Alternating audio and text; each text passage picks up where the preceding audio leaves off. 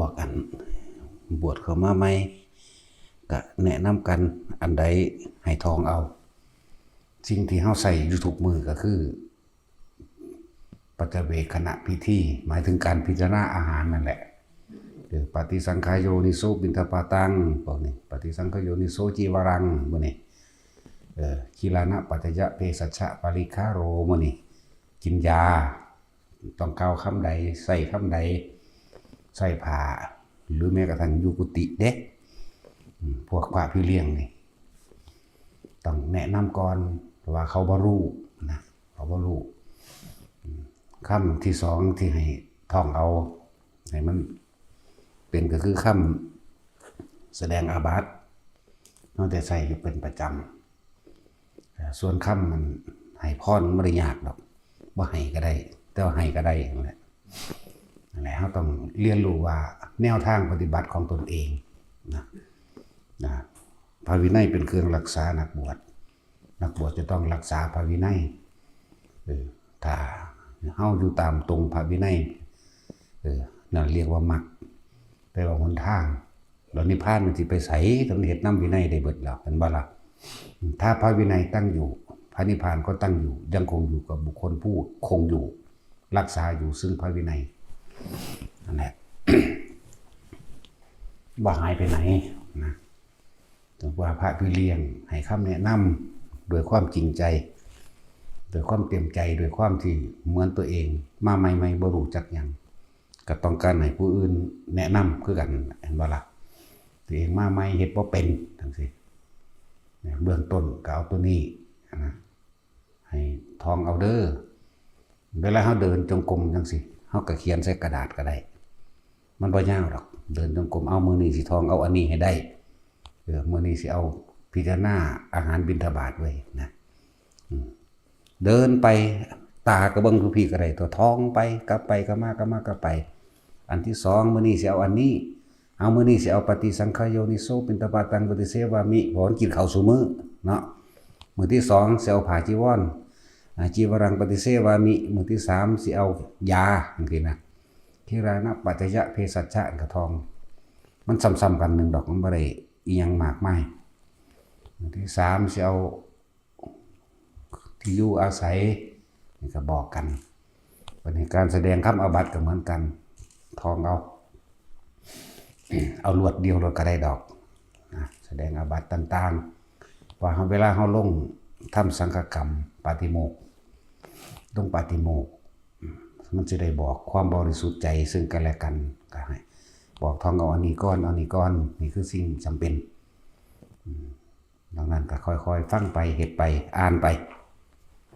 เพราะว่าเขาบ่รู้เบื้องต้นบอกเบื้องต้น ถ้าพอผิดแต่เบื้องต้นแล้วก็ประคองเอาไว้ทำกลางมันก็บ่ผิดนั่นแหละจังว่าเฮาแนะนำกันพระพี่เลี้ยงก็ดูแลเอาใจใส่กัน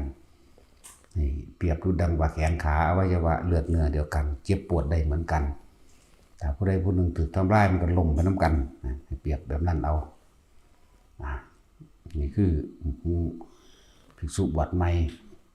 ในเมื่อเฮาตัดทางโลกมาแล้วแม้นสิน้อยมือหรือเพียงใดก็ช่างอย่าเพิ่งไปคิดถึงมันให้ทำเรียกว่าให้รู้นาทีในปัจจุบันขณะตอนนี้ฐานะก็คือเฮาบวชเป็นภิกษุเข้ามาแล้วฐานะเฮาตอนนี้บ่แม่นสิไปสร้างบ้านบ่แม่นสิไปหาเงินฐานะตอนนี้ในห่มผ้ากาสาวพัดพากันแปลบ่ล่ะแม่นบ่ซับนิพพานัสสจิกิริยาเห็นบ่แม่นหยังเรารับผ้ากาสาวพัดนี้มาทำให้แจ้งซึ่งพระนิพพานก็เอาตอนนี้ก่อนเดี๋ยวครับก็เอาตอนนี้ละเอาตอนที่เฮาบวชอยู่เดี๋ยวนี้แหละเดินจงกรมมั่งทำสมาธิมั่งยืนทองอะไรนึงอะไรก็ได้ที่เรียกว่าอยู่ในทรงอารมณ์อันเป็นกุศลนะเฮ็ดอยู่พอสำนี้ถึงมือกำหนดว่าตัวเองที่สึกกะจังสึกไปนะคือทำบุญให้มันเต็มที่หมายถึงเฮ็ดให้จิตใจของเจ้าของสงบมันเต็มที่สงบเย็นเต็มที่บุญนั่นแหละสิเป็นเครื่องต่ออาชีพการเงินการงานของเจ้าของเองที่เทศอยู่เรื่อยๆเด้คนเป็นเบิดบุญมันเป็นจังได มันมีแต่ความร้อนกระวนกระวายมันจากใดอารมณ์มันก็เลยร้อนไปติดต่อทั้งใดกะรู้สึกว่าบ่ได้ดังใจแล้วโมโหใส่กันเอาไปมาเลยเป็นความเป็นพิษเป็นเถียงเลยตัดทางเจ้าของนะและคนเป็นเบิดบุญเฮ็ดอีหยังก็ล้มเหลวเพราะมันบ่ได้ดังใจอย่างซั่นบ่แม่นคนตายเบิดบุญเด้คนตายคือคนตายนั่นแหละเบิดอายุใช่ป่ะคนเป็นเบิดบุญนี่มันทรมานมันยังไงเนาะมันเฮ็ดหยังบ่สำเร็จมีศีลก็อีรุงตุงนังเนาะหลายแบบจันว่าตอนนี้เฮามาอยู่ในฐานะภิกขุนักบวชสมควรสิเฮ็ดหน้าที่ของตนเองให้เต็มที่ของมันฟังธรรมมั่งสวดบทนั้นบทนี้ท่องจำอันนั้นนี่มั่งนั่นแหละจังว่าการบวชนั่นน่ะมันบ่แม่นของง่ายเด้อานิสงส์ตอนนี้ในนักบวชเจ้าสิบวชเดือนหนึ่ง15 มื้อก็ตามแต่เฮาปฏิบัติแบบมีความผิดดังพลอยเหมือนกับเฮาถือเงินไว้60 บาทหรือ60กัปเข้าใจบ่นี่อานิสงส์ของการบวชมันบ่ธรรมดา60กัปเฮาสิได้เวียนว่ายตายเกิดอยู่ในเฉพาะพุทธศาสนาอย่าลืมว่าที่ใดเจริญที่มีพระพุทธศาสนาที่นั่นปลอดภัยเด้แต่คำว่าพุทธศาสนาบ่แม่นพุทธธรรมดาแต่ต้องพุทธแท้ๆจริงๆ3 เสาหลักที่ยืนยันไว้ประเทศใดชาติใด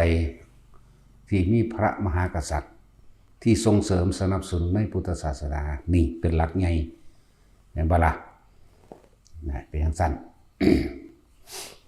ประเทศใดชาติใดที่มีพุทธศาสนาโดยเฉพาะพระมหากษัตริย์นั่นแหละแต่ก็มีภิกษุสงฆ์ที่พระมหากษัตริย์ได้ดูแลคุ้มครองเอาไว้โดยทั้งโลกเห็นบ่ขอวัดปฏิบัติมันก็เป็นที่สบายมรรคผลนิพพานก็อยู่ในประเทศนั้นแหละแต่ก็คือประเทศไทยเฮานี่พระมหากษัตริย์ทุกพระองค์เลยตั้งแต่เริ่มก่อตั้งกำเนิดมาล่ะมันเริ่มมาตั้งแต่สมัยพระพุทธเจ้าพุ่นล่ะไล่มาจนถึงปัจจุบันนี้พระเจ้าฟ้ามหากษัตริย์ทั้งหลายล้วนแล้วแต่ทัศพิธราชธรรมทั้งเบิดนับถือพุทธศาสนาสร้างประเทศชาติสร้างแผ่นดินมาได้ก็เพราะพุทธศาสนามาเรื่อยๆจนเท่าปัจจุบันนี้นั่นแหละมันมี3ชาติศาสนาพระมหากษัตริย์นี่ค้ำกันไว้เรียกว่าบ่เฮาก็เปรียบเอาก็ได้ดอกเฮาเห็นอยู่บางใดที่บ่มีกษัตริย์ทรงรับประกันเอาไว้เนาะเดินมารับประกันยันเอาไว้มองหันก็พระสงฆ์องค์เจ้าก็ฝึกหัดปฏิบัติก็ยากเด้ในที่อยู่อาศัยเพราะว่าประเทศนั้น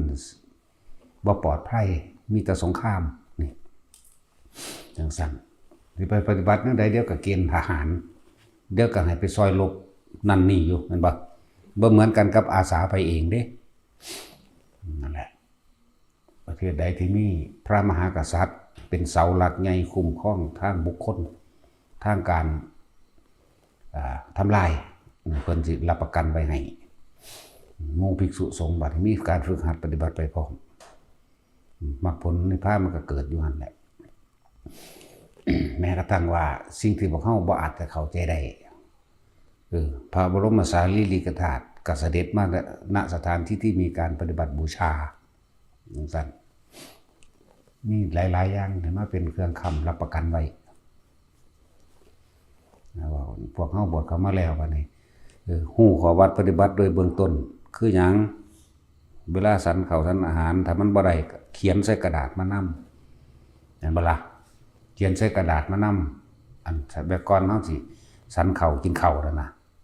ปฏิสังขารโยนิโสปินตปาตังเป็นเสวามิก็อ่านเอาซะก่อนอ่านเอานะ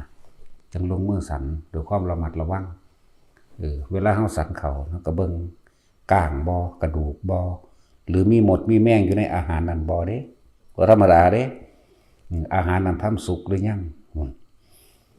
นั่นแหละเพิ่นให้ความปลอดภัยในอนามัยคือหยังนี่ตัวอนามัยในการคบการสันเพิ่นให้เฮาพิจารณาคักๆซะก่อนจังสันเข้าไปบางอันก็มีก้างบางอันก็ย่อยยากบางอันก็ตามอายุตามวัยของเจ้าของนำเด้จังซั่นบ่แม่นกินเข้าไปเลย แต่การสันจังสิก็ให้สำรวมและระวังคือเฮ็ดเป็นค่ำบ่แม่นปุ่มใส่เป็นผักนี่เฮาเคยกินน้ำบานเฮาเป็นปกตินี่ยัดใส่โหลดปุ่มใส่โหลดเนาะบัดนี้เพิ่นให้เฮ็ดเป็นค่ำๆหน่อยๆพอดีเคี้ยวง่ายๆเพราะว่าเฮาทั้งสันครั้งเดียวพร้อมกินครั้งเดียวแม่นบ่ล่ะเฮาต้องระมัดระวังนำแล้วก็กินซ่าๆพร้อม แล้วก็ให้เบิ่งความปลอดภัยในเรื่องก้างมีบ่และอีกอันนึงเพิ่นให้ระมัดระวังในเรื่องของสัตว์ที่ไปซ่อนอยู่ในอาหารนั้นบ่ว่าสิเป็นผลไม้เพื่อมันมีหนอนหรือบูดบ่ยังก็ว่าไปนั่นแหละอาหารบูดบ่มีหนอนบ่หรือว่าย่อยยากจังซี่นะเพิ่นให้เบิ่งให้หั่น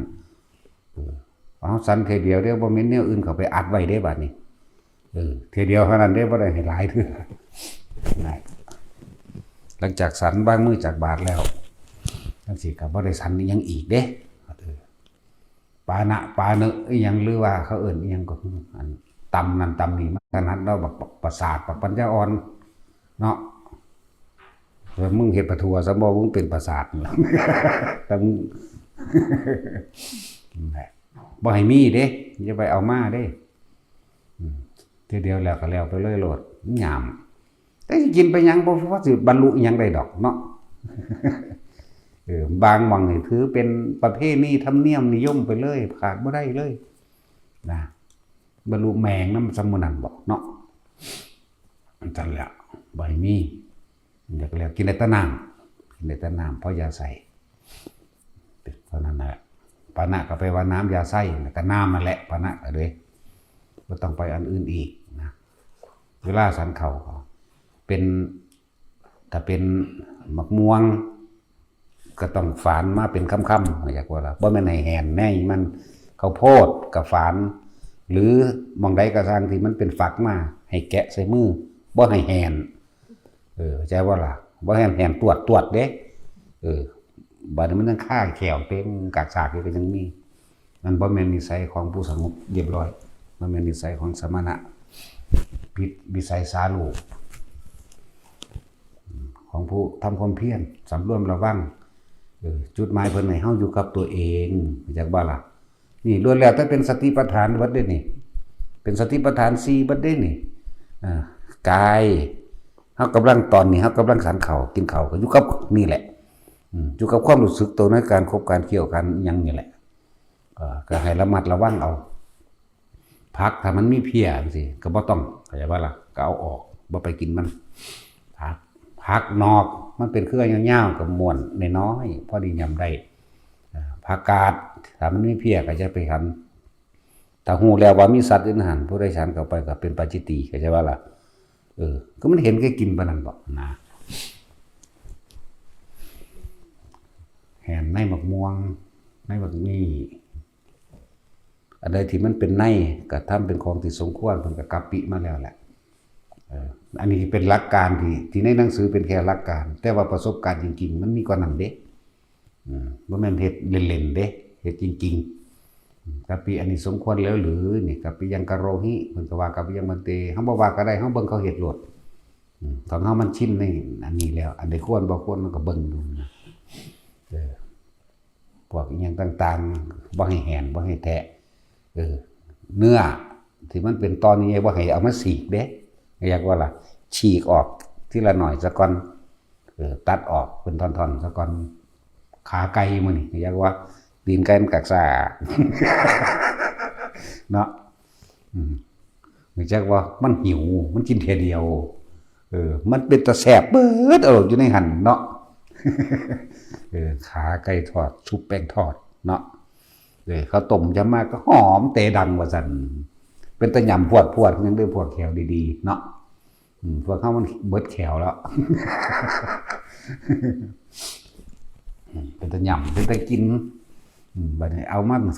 เลยเคิงบาทเป็นบัดนี้บัดกินนี่แล้วมันกินบ่ได้ปานนั้นดอกอย่างว่าแนะนำกันให้แนะนำกันให้ฮู้ซะว่าตอนนี้เฮาฐานะเป็นภิกษุเป็นนักบวชเป็นผู้รักษาพระวินัยเป็นผู้รักษาพระวินัยก็ต้องทำตัวเองเป็นตัวอย่างให้มันดีซะก่อนต่อเป็นบ่ล่ะฝึกตนดีแล้วเด้จึงไปฝึกผู้อื่นได้ นั่นแหละกินก็บ่ให้มีเสียงตุบๆจับๆเด้สดน้ำมันนี่เพิ่นเด้มันเป็นแบบนั้นเด้อจังซั่นแหละของหวานมันก็ค่อยเอาไปทีละหน่อยนั่นแหละคือรักษาพระวินัยยังศรัทธาให้เกิดกับบุคคลที่ยังไม่มีศรัทธาโอ้เป็นแต่เลื่อมใสแท้ก็ว่าเด้นี่เฮาเฮ็ดแบบพระวินัยเอื้อเฟื้อเพื่อสงเคราะห์โลกเพื่อสงเคราะห์ผู้ว่าท่านได้มีศรัทธาในพุทธศาสนาเพื่อสงเคราะห์บุคคลที่บ่ทันได้เข้าถึงความจริงเด้ว่าความจริงสัตว์ทั้งหลายเกิดอันนี้เป็นตัวดึงดูดเพื่อให้เห็นว่าเพิ่นคือสงบเสงี่ยมเรียบร้อยเถอะนะเพื่อให้เขานิ่งเพื่อให้เขารู้จักสงบเสงี่ยมเบิ่งเป็นตัวอย่างคือพระสันตกายจังซี่พระสันตกายนิ่งนั่งอยู่ตั้งแต่กิเลสเต็มหัวอยู่หั่นล่ะพระสันตกายก็ดีแต่ว่านิ่งผู้ใดก็ไปซาหรือว่าเป็นพระอรหันต์แต่ว่าเพิ่นก็ยอมรับของเพิ่นอยู่ว่าเพิ่นกิเลสเต็มหัวเมื่อนั้นเต็มที่แล้วล่ะโอ้จังเอิ้นมานี่สันตกายมานี่โอ้ยเขาว่าเธอเป็นอรหันต์แม่นบ่ซั่นโอ้ยหมูบลงกระป๋องเด้หมูบลงเลยให้พร้อมบ่แม่นเจ้าข้าซั่นเขาเป็นนั่นคือมาว่าจังซั่นเขาว่าบ่แม่นผมว่าผมนี่กิเลสเต็มหัวอยู่นั่นเพิ่นยอมรับนั่นแหละคือเขาถึงความจริงว่าตัวเองยังเป็นแต่เพิ่นก็บ่ได้เสแสร้งเพราะอุปนิสัยของเพิ่นเคยเกิดเป็นราชสีห์มาหลายศาสตร์เคยเกิดเป็นราชสีห์มาหลายศาสตร์เลยนิ่งอย่างสั้นแหละแล้วพระพุทธเจ้าให้เฮ็ดให้สะเทือนแล้วเพิ่นก็เลยฝึกตนเองเร่งตนเองกับบ่โดนบ่นานเพิ่นก็บรรลุได้ล่ะเพราะถ้าบรรลุแล้วบ่คือเก่าเด้บาดนี้บงเบงไปทั่วทีบได้บาดนี้บ่ได้คือเก่าหรือแปลกประหลาดอยู่นั่นแหละที่ว่าเวลากูดีว่ากูบ้าเวลากูบ้าว่ากูดีจักบ่บ้าก็คือทำท่าทำทรงว่าเจ้าของสงบนั่นแหละเรื่องสั้นทำทรงว่าเจ้าของสงบว่าเจ้าของเข่งขัดพระวินัยนี่นะแล้วเวลากูดีก็คือเพิ่นบ่มีหยังแล้วเพิ่นบรรลุแล้วว่ากูบ้าเวลาเพิ่นแสดงธรรมก็แสดงไปทั่วทีมแหละแต่ว่าเป็นธรรมอยากว่าล่ะเวลากูดีว่ากูบ้านะเพิ่นบอกโป๊กๆเป๊กๆได้บ่สำรวมคือเก่านะแต่ว่าเวลากูบ้าก็ว่ากูดีอยากว่าล่ะเวลามานั่งสงบเรียบร้อยทำท่ารับตาครึ้มเนาะอยู่นี่ก็มีนั่นมันออกตัวเลยเห็นบ่ใช่ล่ะอันที่ใส่มาว่าใส่แว่นตามาอยู่บ่บางนั้นสิไปขายปิ้งไก่วิเชียรบางนี้สิไปเปิดนั่นตัดบักคุ้งสู้คุยกันแล้วบ่สู้ว่าสู้เปิดน้ำกันเด้ว่าผู้นึงขายตัดบักคุ้งผู้นึงขายปิ้งไก่มันเข้ากันจังซั่นแล้วนั่นแหละนี่แหละพวกบ้าอยากว่านี่แต่ว่าเวลาอยู่นำคนนี่บ่เข่งขรึมเนาะพอธรรมะกวนพระอรหันต์บักหางบักขายปิ้งไก่นี่ผมเป็นพระโพธิสัตว์เด้ว่าซั่นแม่งบาดนี้ขายปิ้งไก่วิเชียรอันนึงเหน็บใส่หลังเต็มอยู่ขอบรถคันไทยแลนด์มากก็แล่นขึ้นเราโอ้ยสัตว์นั่นแม่นอยู่โพธิมันว่าได้แม่นคือเป็นตาสัตว์นั่นแหละเนาะพี่ไส้มันก็ออกไปทีนึงแล้วเด้สงสัยมันขายบ่ดีมันเลยมีตำหุงมันทันมีส้มตำเลยใส่ซื้อร้านให้เด้อสิเปิดซื้อร้านให้ดอกส้มตำนาตาชาบวกกับปิ้งไก่วิเชียรบุรีสู้คู่กันเด้อบัดนี้ว่าโอ้ยแต่เบิ่งหน้าก็ว่าจะกินแล้วลงในหั่นนะเป็นตะคืนเป็นตะขิวคือหยังเป็นตะเก็บท้องเนาะกินแมงได้กูนักสั่นแล้วนี่พวกบ้าแล้วเพื่อนมันบ่ได้อยู่ในสมณะสารูปจิตมันบ่อยู่เลยว่าพูนไปปรุงแต่งสิไปเปิดร้านเป็นนั่นเด็ดนี่เป็นตะขายดีคือยังไงเด้ตอนว่าท่านเดินขายเป็นตะคนเข้าหาซื้อหลายคืออย่างนี้บางนั้นก็คือกันพี่ไส้กัน เป็นตะขายดีคือกันแหละปิ้งไก่วิเชียรเลยบอกสุดสิไปเปิดจะใส่เขาสวนกวางธรรมดาบอกบอกสู้มีมาบอกคงน้ำกูเด้อกูได้ให้ไปต่ำบอกคงไว้ให้นั่นแล้วธรรมดาบ่แนวมือดิเนาะเขาก็ไม่ได้เว้าดอกมันนั่งคิดเสียงดังโคตรไปแอบบอกกันพร้อมดิธรรมดาดิหัวใช่กันเด้อเพิ่นหลวงพ่อสิว่าเว้าให้หัวซื่อๆกูเว้าดอกกูกระซิบเอาดีๆเทคนิคกระซิบเบาๆปิ้งไก่วิเชียรกับตำบักหุ่งนาตาซาส้มตำนาตาซาปิ้งไก่วิเชียรธรรมดาบ่จะอุดหนุนว่าเฮาแต่ยังกลัวด้วยให้ไปทุดงแล้วไปทุดงอีกเอาไปเอามามันจะออกไปเลยดีบัดนี้เรียกว่าให้ไปมึงไปโลดบัดกูให้มึงหนีเลยมึงกันแล้วนั่นแหละภายในคือความคิดเนี่ยความคิดมันออกไปปรุงแต่งสร้างบ้านสร้างเรือนสร้างโลกคิดอันใดก็สร้างได้แต่มันอยู่จังสิไม่มีแต่แนวดีๆผู้เคยทำผิดมาก่อนมันมีความสงบแล้วคิดถึงโอ้ยอะไรกูก็ยังไม่ดีอีกบางนึงด้วยจะไปดูแลแม่ว่าเด้ธรรมดาบ่มันมีแต่แนวดีๆได้อันแต่ว่าออกไปแล้วเธอบางเรื่องมันสิดูแลแม่มันอย่างเดบันมันก็ไปคือเก่ามันนั่นแหละมันธรรมดาเนี่ยผมนี่จินตนาการคิดเอามันคิดแต่เข้าข้างว่าจะของเฮ็ดได้แต่ประสบการณ์จริงแล้วมันบ่แม่นนั่นแหละมันบ่อยู่ในสมณะสารูปแห่งตนเองสมณะต้องสมณะภายในนำตัวคือทำความสงบตัวเองตอนนี้เฮาเฮ็ดหยังตอนนี้เฮาเป็นหยังฐานะหยังฐานะภิกขุนักบวชฐานะรักษาพระธรรมพระวินัยฐานะตอนนี้สำรวมระวังในปาฏิโมกข์คือศีลสังวรในตนเองตอนนี้ต้องควบคุมความคิดเจ้าของให้มันอยู่ในกายในเวทนาของเจ้าของเองอย่าหนีออกจากกายตัวนี่คือ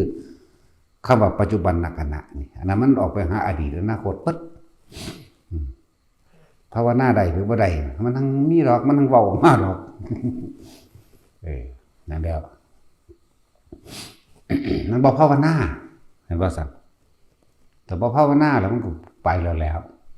มันคือมันไม่ทำความรู้สึกตัวให้เกิดขึ้นในตัวเองเรียกว่าภาวนาอันนี้มันไม่ทำขึ้นให้เกิดขึ้นกูมันจะไปเฮ็ดนั่นไปเฮ็ดนี่ไปเพราะว่ามันบ่รู้ในฐานะตัวเองฐานะตอนนี้เขาเป็นอย่างสมณะผู้จะยังความสงบภิกขุนักบวชผู้สำรวมระวังหรือผู้เห็นภัยในวัฏฏะสงสารผู้เห็นภัยอย่างเกิดแล้วต้องแก่ต้องเก็บต้องตายนี่เกิดเป็นภัยแล้วก็เห็นสารพัดภัยต่างๆที่มันเกิดภัยสงครามภัยน้ำท่วมภัยไฟไหม้แผ่นดินถล่มพายุฟ้าผ่าภัยอันเกิดจากอมนุษย์งูพิษสัตว์ลายหมากัดหมาบ้าเสือยังก็ว่าไปนั่นแหละนี่เอื่นว่าภัยสารพัดภัยในการเกิด ภัยอันเกิดจากสงครามภัยอันเกิดจากความอดอยากคนแห้งแล้งภัยอันเกิดจากโรคภัยไข้เจ็บโรคันตรภัยสัตทันตรภัยทุพพิขันตรภัยมื้อนี้สัตทันตรภัยคือสงครามนี่เห็นทั่วโลกเอาเลยเด้จักสิมมปีนี้บ่มมปีนี้เด้นิวเคลียร์ซึ่งปกติก็สงครามกันทั่วอยู่แล้วล่ะอันเรื่องอาวุธเล็กๆน้อยๆระเบิดต่างๆเฮาว่าเด็กน้อยเด้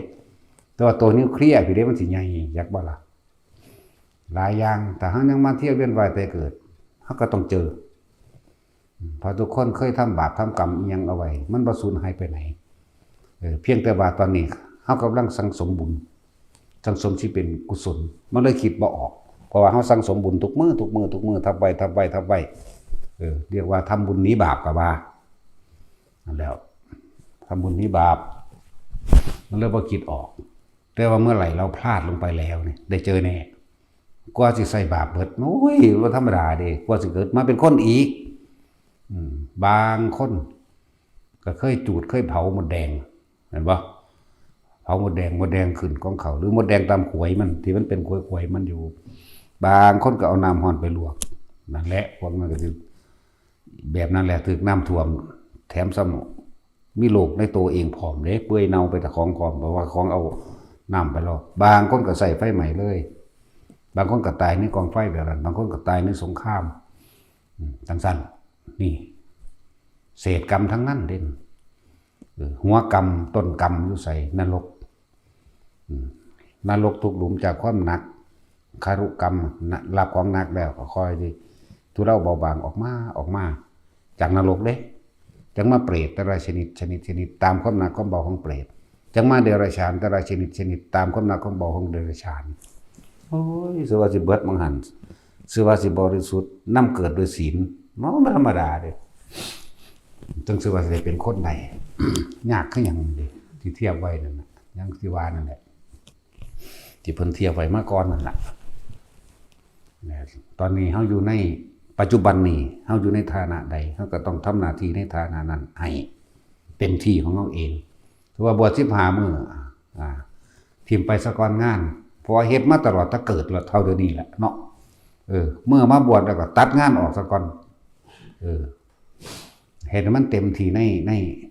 ในพระวินัยนี่แหละในธรรมในวินัยนี่นะแต่สิ่งที่เอามาแนะนำพำสอนให้แต่ละคนแล้วก็บ่แม่นของหน่อยพร้อมเด้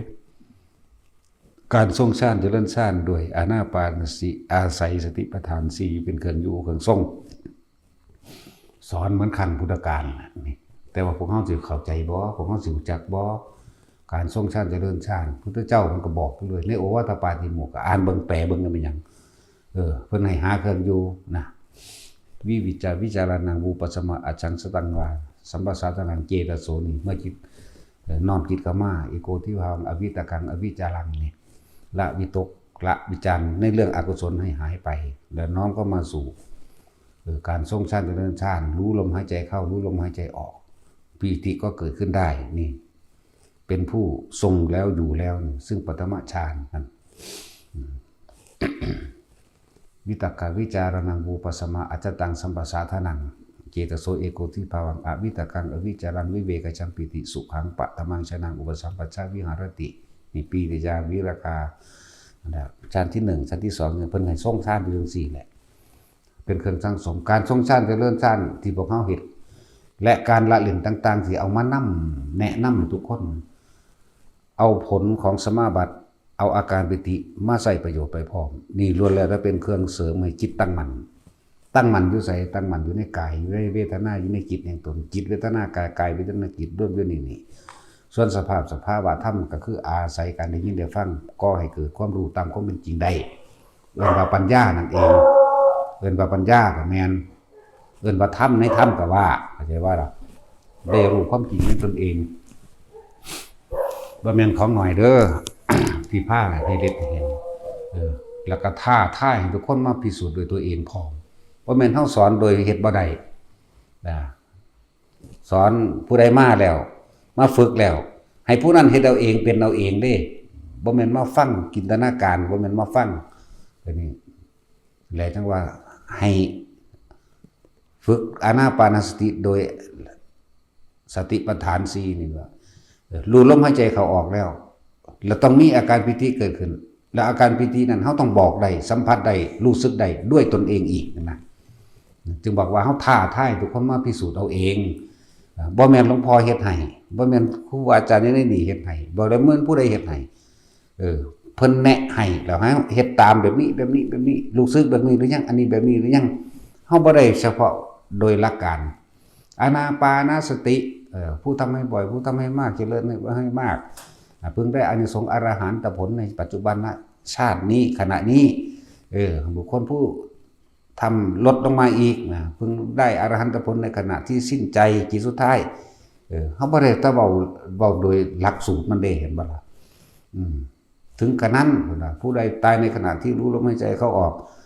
เพิ่งได้เข้าสู่อนาคามีนี่มันหลักการมันคือแต่ว่านี่เฮาให้สัมผัสได้รู้สึกได้โดยตนเองเอาฝึกเบื้องต้นให้มันได้ซะก่อนนั่นแหละผู้ใดมาฝึกแล้วก็หูตัวบอกว่าอาการนี้คืออันนี้ความรู้สึกนี่คือปิติแบบนี้ขนลุกคือปิติสื่อว่าจังซี่โยก คืออาการปิติชื่อว่าภารนาปิติสั้นทรายแบบนี้ชื่อว่าจังสี่บอกชื่อบอกอาการบอกความรู้สึกให้พร้อมแล้วก็หาเครื่องเล่นให้ทุกคนเล่นนำสิ่งต่างๆที่เป็นอาการปิติมาใช้ประโยชน์รักษาโรคได้พร้อมทั้งสิ้นแล้วบ่ว่าเฮาสิเฮ็ดอิหยังก็แล้วแต่ที่เกี่ยวกับแม่นสิเฮ็ดกระดาษออกจากผ้าเสียงอยากรู้ภพภูมิตนเองมั่งคนอื่นมั่งอะไรมั่งล้วนแล้วแต่อยู่กับตัวเองทั้งนั้นเด้นี่อยู่ในสติปัฏฐาน4ทั้งนั้นเด้นี่กายเวทนาจิตเวทนากายสภาพธรรมทั้งหลาย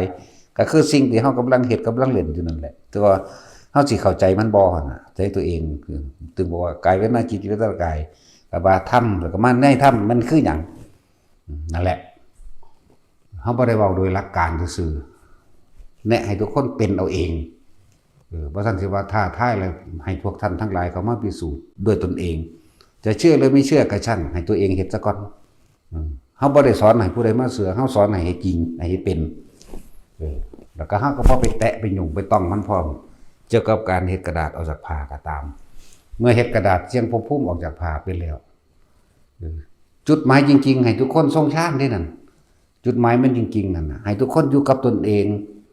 อยู่ในตนเองบ่ได้ให้ออกนี้จากหลักของสติปัฏฐาน4เลยเด้กายเวทนาจิตวิญญาณกายอยู่ตรงนี้ความคิดมันบ่ออกไปจากได้นั่นจากได้นี่อยากเป็นนั่นอยากเป็นนี่ได้ล่ะบ่ไปรักโลภโกรธหลงไปเกลียดไปช่างไปฆ่าไปหวังทำลายอิจฉาริษยาผู้ใดเนี่ยมันอยู่ในนี่มันอยู่ในกายนี่เองเข้ามาอยู่ในนี่กายเวทนาจิตก็ควบคุมอยู่ในกายนี่ควบคุมในความรู้สึกตัวเองนี่ส่วนธรรมทั้งหลายคือสภาวะความเป็นจริงที่ของอยู่ในปัจจุบันนั่นเองเห็นบ่ล่ะท่านละ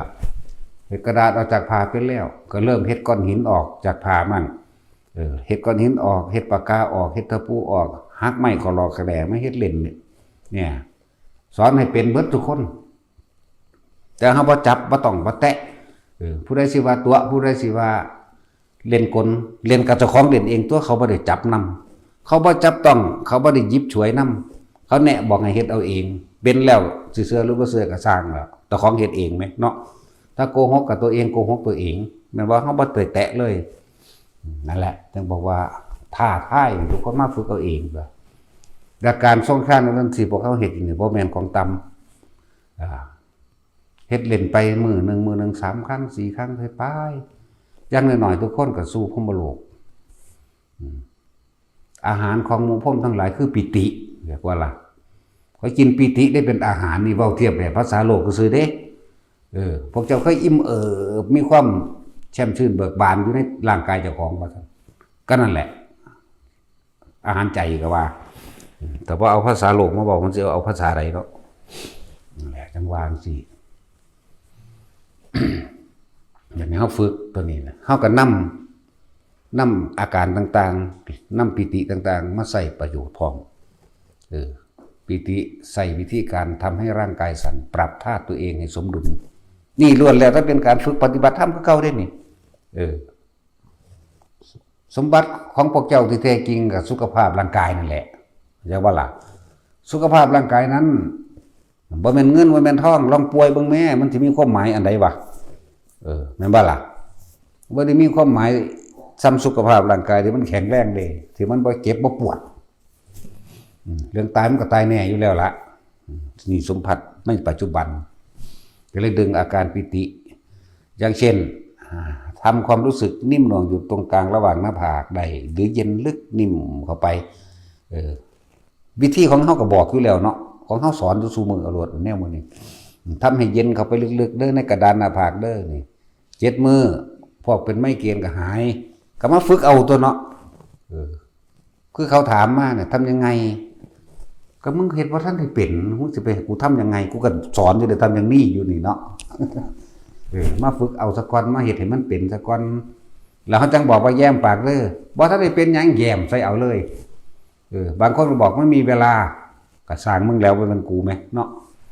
ตั้ง4เด้ก็ยังว่าให้มาพิสูจน์มาเฮ็ดเอาเฮ็ดอยู่ก็อยู่เฝ้าๆไปเฝ้าๆมันบ่แม่นยามึนยาชามันแม่นนักฉีดเข้าไปจังซั่น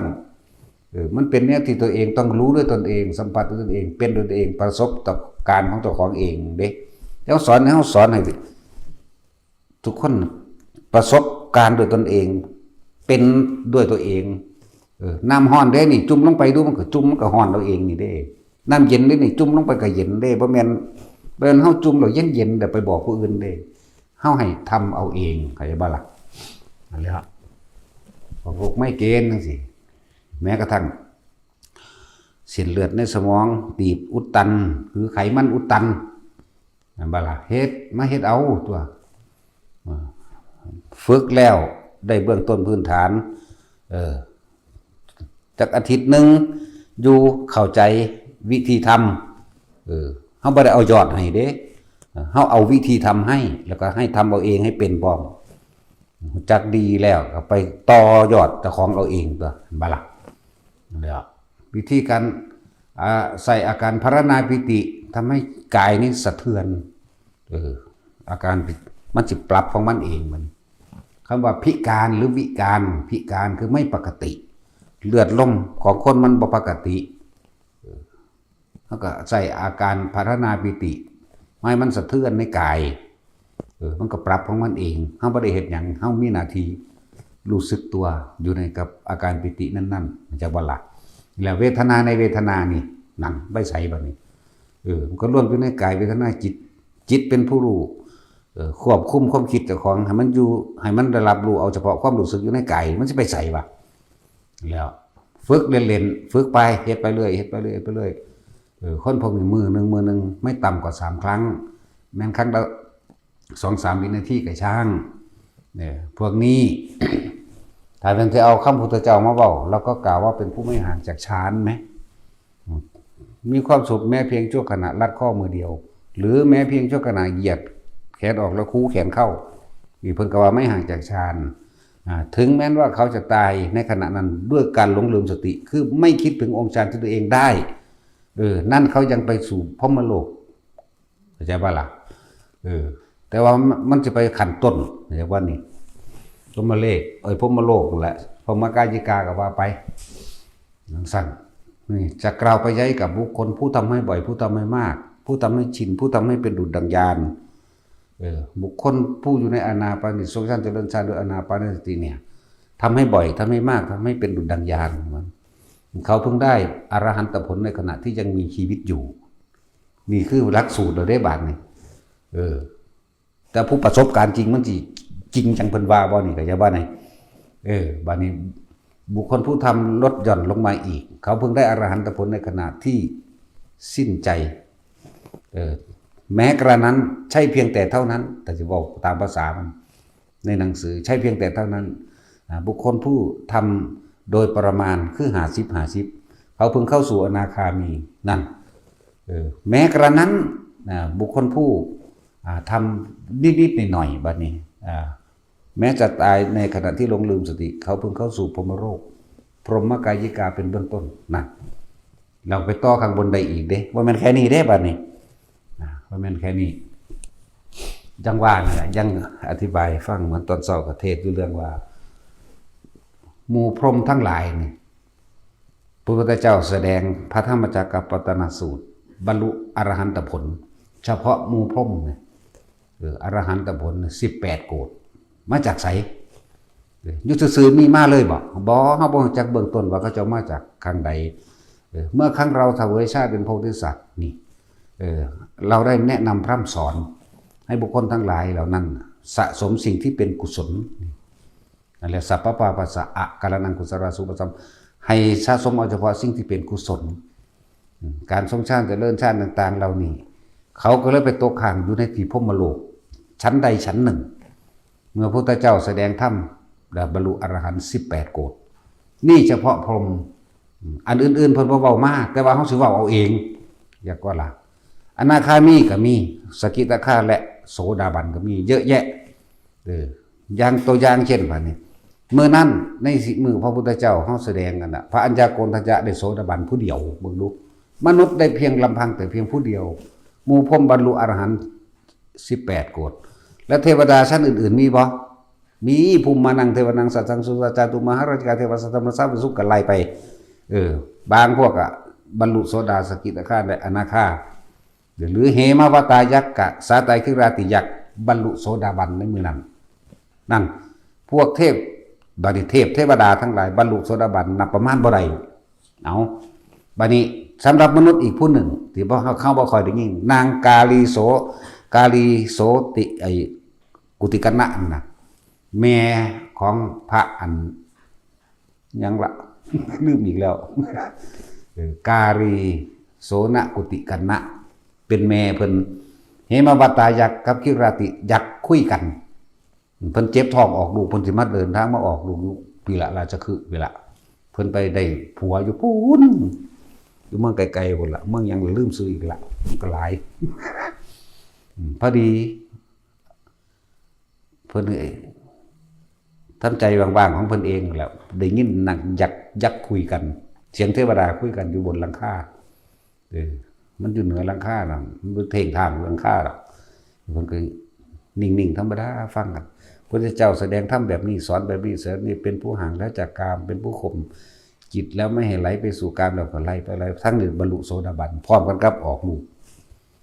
จึงชื่อว่าพระโสนกุติกันนะอันเด็กเป็นพระสาวกผู้เดียวที่ได้พักขังขึ้นกับพระพุทธเจ้าในกุฏิในคันธกุฎีไงจะบ้าล่ะนักสั่นนี่เราเรื่องผู้ยิ่งบรรลุโสดาบันในมือนั้นเราเรื่องผู้ชายบรรลุคือไผ่พระยาโกณทัญญะไผ่บ้าล่ะอยู่เมืองไหนบุอุเชนีอยู่เมืองอุเชนีพูนอยู่อุเชนีเหมือนเด้เพิ่นสิเดินทางมาทำเนียมเขาประเภทนี้เขาแม่พระโสนะนี่จริงๆมันก็คือว่าโสนะซื่อแต่ว่าเพื่อความให้จดจำง่ายแล้วมีกุฏิกันนะนำไม่ได้อยู่ในกุฏิหลังเดียวกันพระพุทธเจ้าแล้วแต่เป็นคนที่สวดสารพันยะให้พระพุทธเจ้าฟังอุปชาเธอสอนอย่างไรมั่งเพิ่นก็เลยสวดอย่างว่าล่ะทั้งสั้นแหละเลยมีเติมคนโบราณก็จะฉลาดนะนั่นแหละจังว่าหมู่พรหมทั้งหลายเหล่านั้นมาจากไสเพราะว่าเพิ่นสั่งสมไว้แล้วเปรียบเทียบคือพวกเขากำลังสั่งสมอยู่เดี๋ยวนี้อย่างบัดนี้สั่งสมอยู่ตอนนี้คนใดสิทรงชาติเจริญชาติได้เป็นแล้วแม้เฮ็ดเล่นๆตึๆตะๆไปตามภาษาไปพรหมโลกแล้วบ่แม่นแค่ว่าหมดอายุจากพรหมโลกแล้วล่วงลงผู้ขึ้นไปชั้น2ชั้น3ชั้น4ชั้น5ก็มีเด้อันนี้เขาบ่ค่อยมีผู้เทศปานใดแม่นบ่ล่ะมีแต่ว่าหมดอายุแล้วตกนรกหมดอายุแล้วตกนรกบ่ตกก็มีขึ้นก็มีขึ้นไปเลยก็มีหมดอายุจากเทวราชั้นนี้แล้วขึ้นสู่เทวราชั้นที่2ที่3ที่4ก็ว่าไปก็มีพรหมโลกก็เหมือนกันขึ้นไปเหมือนกันได้ที่พวกเขาสั่งสมอยู่นี่สุตตะมาถึงการได้ยินได้ฟังสั่งสมไว้สรุปความเห็นคือทุกคนรู้หมดว่าเกิดแล้วต้องตายแต่ว่ากูหังตัดท่านใดๆเข้าใจบ่แต่ว่ามันมีความสนุกสังเนตอยู่ในตัวเองนั่นแหละมีความหิริโอตปะในตนเองอยู่กับบ่เฮ็ดอีหยังที่มันเกินไปในนั่นแหละในบาปในอันที่หนักๆนั่นนะแล้วก็เฮ็ดไปถ้าเฮาเป็นส่วนหนึ่งในศาสนาของพระศรีอริยะจังซี่พระศรีอริยะเมตไตรแสดงธรรมทีเดียวที่เพิ่นบอกไว้ว่าประมาณไม่ได้เฮาก็บ่เป็นหนึ่งในหันเนาะแต่มันชาตินี้มันบ่ได้อย่างว่าล่ะชาตินี้มันบ่ได้ถึงอรหันต์นะไปตกข้างอยู่หน้าคามีหรือตกข้างอยู่ในพรหมโลกสันใดสันหนึ่งการบำเพ็ญข้างบนง่ายกว่าเด้แต่ว่าตอนใดตอนเป็นมนุษย์เด้อที่บอกให้ได้ตอนเป็นคนถ้าบ่ได้ตอนเป็นคนกับเป็นอันว่าบ่ได้เพราะเทวดามิจฉาทิฏฐิทั้งหลายมีอยู่คำว่ามิจฉาทิฏฐิเทวดาที่ได้เป็นเทวดาเพราะบ่ท่านได้เห็นตามความเป็นจริงเข้าใจว่าพระพรหมสร้างกับของมั่งเข้าใจว่าล่ะหรือเป็นผู้ยึดติดในความดีเพียงแค่ไปซอยเหลือคนน้ำท่วมไปแจกอาหารอย่างต่างๆที่เขาแล้วก็คิดถึงตรงนั้นตายกลับไปเป็นเทวดาได้ครับว่าเป็นพรหมก็ได้อยู่เหมือนกันนั่นแหละแต่ว่าบัดนี้บ่ฮู้จักอริยสัจสี่เหมือนกับว่าล่ะสำคัญเด้การรู้อริยสัจสี่รู้เหตุปัจจัยทั้งหลายของให้สัตว์เกิดและบ่เกิดมันสำคัญอะไรจังว่าในหลังจากนี้พระพุทธเจ้าเฮาเทศนาให้เล่านี้แล้วเพิ่นได้ปฏิญาณรับปากไว้กับพระอีหยังล่ะโสดาบันนั่นน่ะ อ อยู่เบื้องราชคฤห์นะพระเจ้าพิมพิสารได้เคยรับปากพระเจ้าพิมพิสารไว้ พรรษาแรกถ้าสิเว้าถึงตรงนั้นแล้วพรรษาแรกมีพระอรหันต์60 องค์61กับพระองค์เองเนาะเพิ่นแสดงธรรมจักรต่อมาพยสะบาลีเพิ่นเต็มเลยพวกนี้เป็นเอาเองบ่มีผู้ใดสอนแต่ว่าขนาดยุคให้กองสุขแห่งโลกมนุษย์แท้ๆรูปรสกลิ่นเสียงกามารมณ์เต็มอยู่ในหันแต่ว่าเกิดความเบื่อหน่ายในตนเองกลับมาเนี่ยพระพุทธเจ้าก็แสดงเอาแล้วหมู่ของพญาสาอีก54คนติดตามมาอีกเพิ่นก็แสดงธรรมทีเดียวเรียกว่าแสดงในของอนัตตลกนสูตรนะเพราะเพิ่นสั่งสมสิ่งนั้นมากับบรรลุธรรมพระภาษาแรกก็มีพระอรหันต์61 องค์61กับพระพุทธเจ้านั่นน่ะทางที่2เพิ่นจังไปโปรดพระเจ้าพิมพิสารแต่ว่าพูดถึงว่าการโปรดพระเจ้าพิมพิสารเพิ่นโปรดเอาชดิน3พี่น้องก่อนเด้เห็นว่าล่ะชดิน3พี่น้องเขาเจ้าน่ะบูชาไฟหมายถึงว่าเขาเจ้าได้กสิณไฟไว้บ่แห้งล่ะเพ่งย้ายไฟมีเครื่องอยู่โดยการทรงฌานเจริญฌานด้วยอำนาจแห่งกสิณไฟเตโชกสินังเรียกว่าล่ะอยู่จังสั่นพระพุทธเจ้าก็ทรมานหลายอันหลายอย่างจน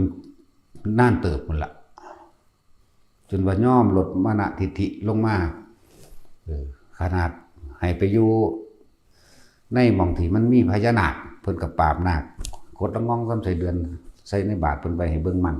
เฮ็ดน้ำท่วมเพิ่นก็เดินจงกรมฝุ่นไงกึบมั่งพวกกันชดินพายเรือมาเบิ่งก็พุ่นเดินจงกรมไงกึบอยู่ตั้งเฮ็ดนะหลายอย่างจนว่ามีงานรับนิมนต์ใหญ่ๆจังซี่นะแท้จริงไอ้ชดิน3พี่น้องบ่อยากให้ไปร่วมงานดอกยันแยงลาบสักการะเพิ่นก็ฮู้ในความคิด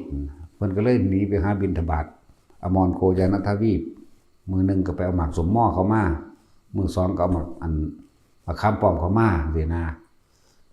ไปเอาหมากหลังดำเข้ามา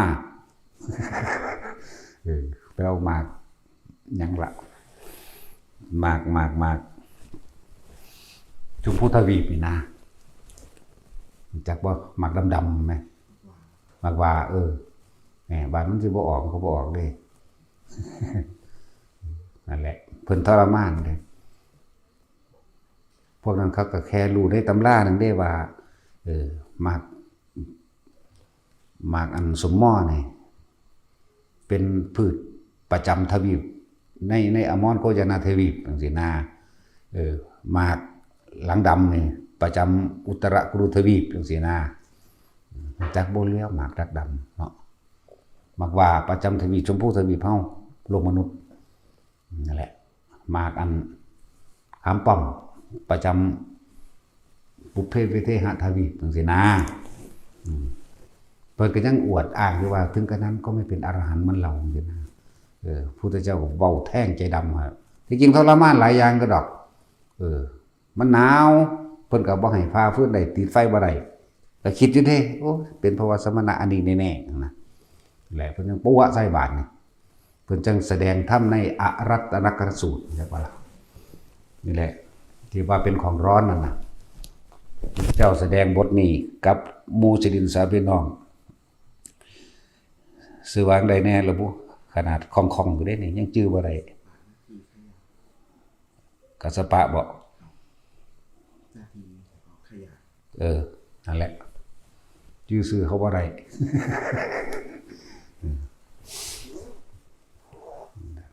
ตระกูลโคดตระกูลเขาเจ้าชื่อว่าตระกูลกัสสปะหน้าที่กัสสปะขยะกัสสปะแล้วก็ยังอีกอุลุเวลาเป็นอ้ายหมู่เนาะ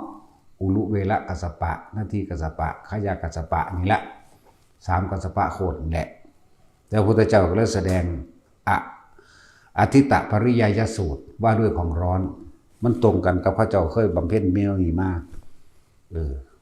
ตาเป็นของร้อนหูเป็นของร้อนพวกเขาทองกูนี่นะมื้อนี้บ่แม่นบ่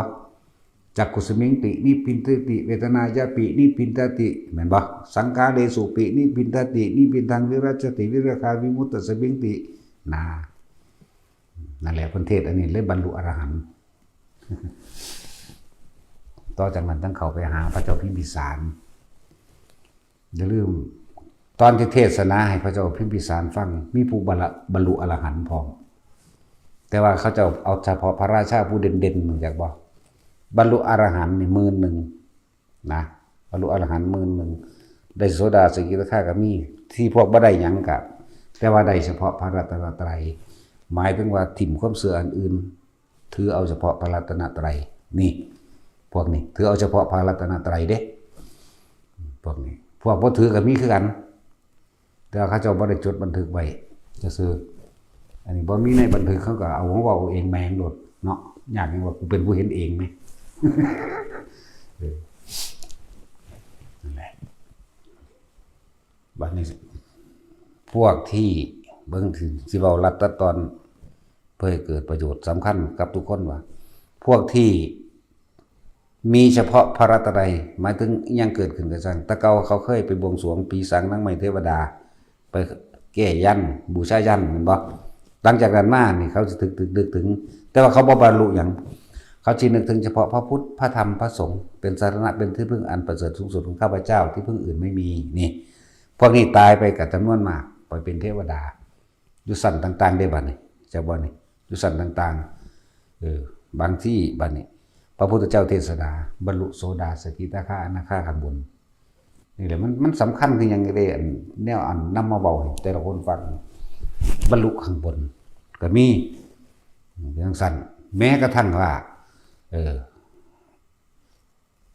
ลูกเศรษฐีใช่ว่าล่ะยังมื้อเช้านี่ว่ายังซื้อว่าได้ว่ากุลตกะเศรษฐีนั่นแหละลูกเศรษฐีป่วยคือคนมันเป็นอัมพาตมันถ้าเกิดไหมมันสิไปทำบุญหามันทั้งใดเห็นบ่ล่ะนั่นแหละมื้อนั้นสิตายแล้วนี่พุทธเจ้า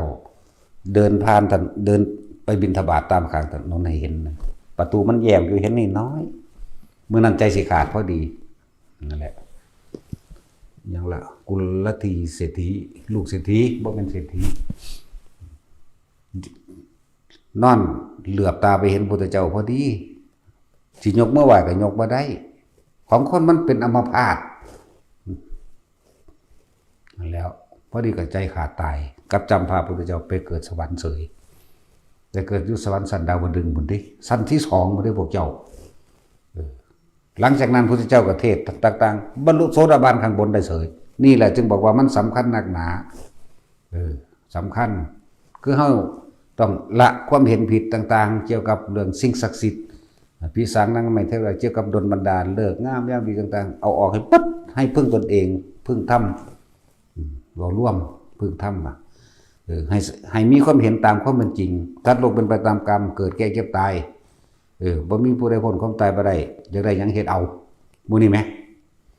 แล้วมันมีที่พึ่งเดียวความคิดของเฮาบ่ไปหวังว่าเทวดาอินพรหมว่าแท้ได้ลงพัฒนาพระยาขี่ขันขากยังต่างสิมาดลบันดาลอีหยังให้นะว่าล่ะมีแค่นี้นึงได้บ่นี่เหมือนกับพวกหมู่เทวดาต่างๆเวลาเขารายงานตัวกับพระพุทธเจ้าในอันมหาสมัยนะนี่แหละเยเกกิพุทธังสรณังคตาเสนเตขมิสันติอปายะภูมิปหายะมนุสังเทหังเทวกายันปริปุเรสันตตินี่บุคคลทั้งหลายเราใด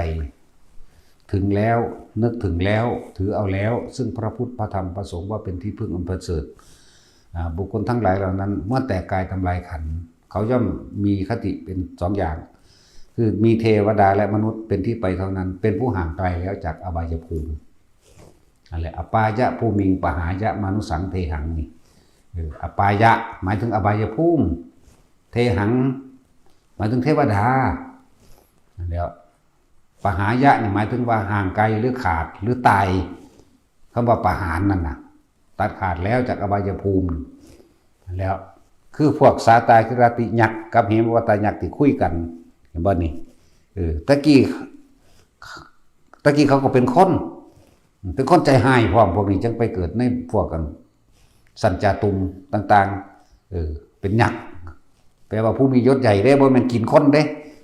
เทวดายักษ์ไปแล้วพระพุทธเจ้าเทศธรรมจักรบรรลุโสดา หมู่นี่ได้คำเว้าจากพระพุทธเจ้ามาไปบอกให้หมู่ก็บรรลุนางกาลีโสนกุติกันนะได้ยินเสียงเทวดาคุยกันบรรลุโสดาบันในมื้อนั้นอีกนั่นนี่นะนี่แหละเป็นหยังจังเน้นย้ำพวกเฮาทรงอารมณ์มันเป็นกุศลสั่งสมสิ่งที่เป็นกุศลเน้นย้ำด้วยนี่แล้วก็บ่ให้ไปถือเอาผีสางนางไม้เทวดาบ่ได้ไปถือเลิกงามยามดีบ่ให้ไปซื้อสะเดาะเคราะห์สะแดะแคะบ่ให้สนใจว่านั้นอยากได้หยังเฮ็ดเอาเนาะจังซั่นแหละเดี๋ยวสั่งสมสิเป็นกุศลแล้วก็นำสิ่งนี้มาสอนพวกเฮาให้พวกเฮาจักทรงชาติเจริญชาติจนสัมผัสได้จนรู้สึกได้ด้วยตนเองนิ่มๆนุ่งๆอยู่กลางหัวกลางหน้าผากเด้อตรงมากนี่คืออาการนี่ความรู้สึกนี่คืออันนี้แถมซ้ำนำประโยชน์ของมันมาใส่ในการปรับธาตุร่างกายเจ้าของเองให้เกิดความบ่เจ็บบ่ปวดอันเรื่องป่วยมันป่วยแมงเบิดแหละอย่างว่าล่ะแต่ว่ามันบ่ได้สนใจความเจ็บความปวดไม่ป่วยมันสนใจหูดังมันสนใจความรู้สึกอย่างนี้คือเขาว่าถ้าเฮาปวดขาแห้งๆเฮาเพ่งเด้อสั่นปวดเก่าๆอีกเอาความจริงเป็นบ่ผู้ใดก็ดีนั่นบ่ล่ะสั่นตัวเพ่งว่าขาเป็นของเราหรือไม่ปวดแห้งๆอย่างนั้นอย่างนี้ปวดเก่าๆปวดคือสิขาดออกนี่เนาะให้ความสำคัญกับมันหันเจ็บเด้นั่นว่าล่ะสั่นเด้ถ้าเฮาบ่ให้ความสำคัญเฮาเฉยเฮาบ่สนใจเฮาไปสนใจจุดอื่นมันบ่มีความสำคัญอีหยังดอกมันก็บ่เก็บส่วนตัวเนาะนั่นแหละอันนี้ก็ตัวเองเป็นเองมาแบบนี้เหมือนกันนะวันนี้พูดถึงพุทธเจ้าห้องประเทศนาเอาพระเจ้าพิมพิสารเพิ่นไปหาหลักประกันเพื่อสิคุ้มครองหมู่ภิกษุสงฆ์จักบ่ภิกษุบวชเข้ามาแล้วเป็นผู้บ่เบียดเบียนเพราะว่าเห็นภัยในวัฏสงสารเพิ่นได้ไปหาหลักประกันเอาไว้คือให้พระราชานั่นแหละเมื่อพระราชาเมืองใดก็ตามที่เคารพนับถือพระธรรมแล้วมีพุทธธรรมสงฆ์เป็นที่พึ่งแล้วนั่นบ่ล่ะพุทธพระธรรมพระสงฆ์ทั้งหลายเหล่านั้นก็สิถือปกป้องคุ้มครองโดยพระราชาสมัยตะกี้ก็มี7เมืองพุ่นนี่ล่ะเห็นบ่พระเจ้าพิมพิสารเนี่ยราชคฤห์พระเจ้าเปรตที่โกศลเนี่ยเคารพนับถือพุทธเจ้ามากๆหลายเมืองต่อไปเนาะ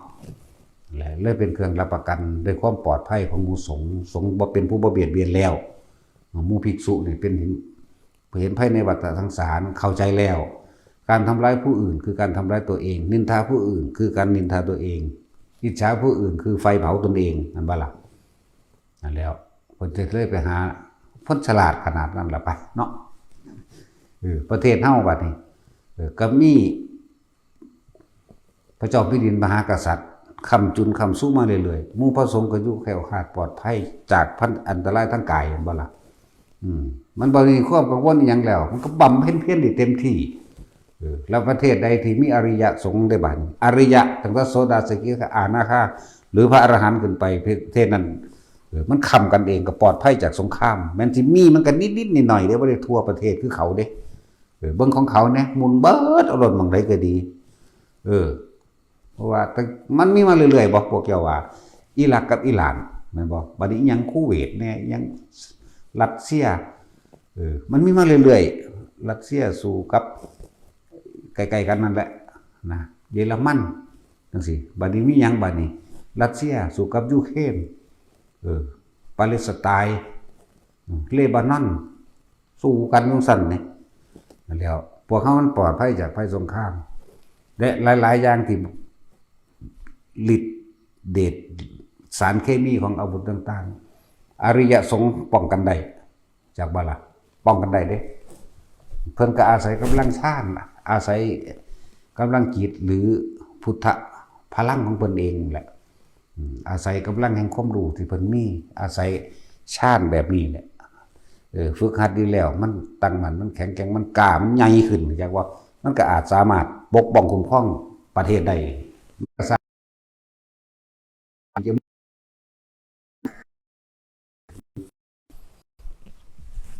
ว่าให้ทุกคนฝึกหัดไปเด้อเฮ็ดไปเด้อไผบ่ทันได้เป็นท่าทายมาฝึกหัดเอาเองจับจุดนั้นลงเป็นเลยยังให้มันเป็นเครื่องอยู่บ่แม่นสมาธิเลื่อนลอยได้มั่งบ่ได้มั่งอยากบ่เป็นหลักพวกสมาธิเลื่อนลอยพวกสมาธิบ่แข็งแกร่งเรื่องได้มั่งบ่ได้มั่งบ่เป็นหลักตายตัวของเจ้าของนะของเฮามันเป็นหลักตายตัวของเจ้าของ นิ่มน่วงหน้าผากมั่งขึ้นหัวมั่งเอามันตายตัวอยู่นี่บ่แม่นสมาธิเลื่อนลอยเลื่อนลอยได้มั่งไม่ได้มั่ง